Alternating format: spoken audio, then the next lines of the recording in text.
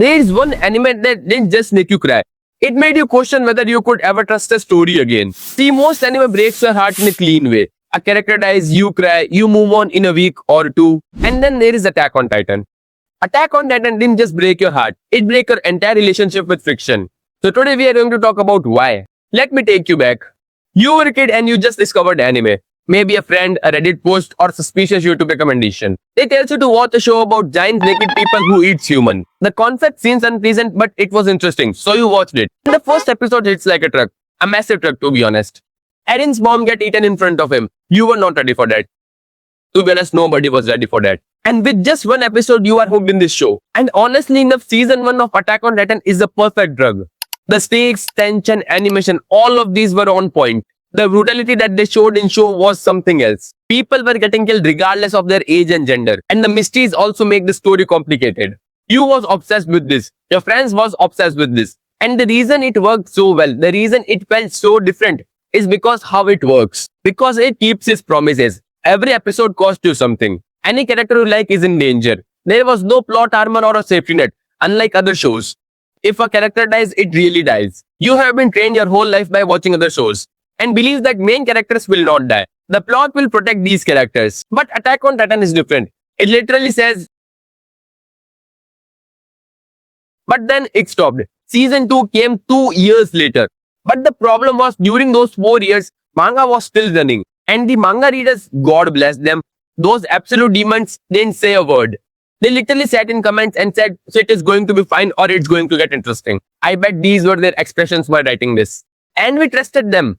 We should not have trusted them. Look, we need to talk about what AOT did to its fandom. Because nothing, not even the Naruto ending, that not second half, split its fandom like Attack on Titan. Because final arc of Attack on Titan split its fandom in 3 groups. Group 1 said it's a complete masterpiece. Group 2 said it's a complete betrayal of their feelings. And the group 3, these were the most honest group. They said they don't even know how it felt.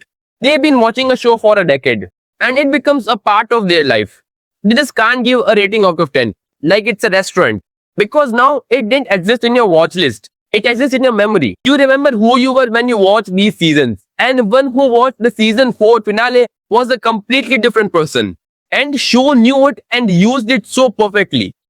Whether you think Attack on Titan suck or not, it made you feel something so specific, something so complicated that other entertainment genre could never reach it. Here's what I actually think Attack on Titan did, but nobody gave it credit for. It raised an entire generation expectation for the friction. Like before watching Attack on Titan, most of us were fine with watching heroes winning, villain exists to loses, and other characters are somehow fine. But after watching Attack on Titan, that formula started to feel hollow. We started to watch plot armor everywhere. You also started to get impatient for the villains who just exist to be defeated. You started to wanting a friction that actually had consequences. And Attack on Titan did spoil you, not in the sense of ruining the surprises, but permanently upgrading your expectation from a story. And that's why Vinland Saga feels different if you have already watched Attack on Titan. And that's why people want more dark fantasy stories. They want stories where mortality is complicated, where nobody is simply good. And Attack on Titan didn't just break an entire generation. It rebuilt them with higher standards. And look, the ending debate will never going to settle. Because even if you manage to create the best story in the world, there will be many guys who don't like it. Like Attack on Titan gave you a story that you couldn't agree on. It gave you a world where nobody could agree on. Featuring a protagonist that nobody could agree on. And somehow that make Attack on Titan more real than any other media in the world. So is Attack on Titan the greatest anime ever made?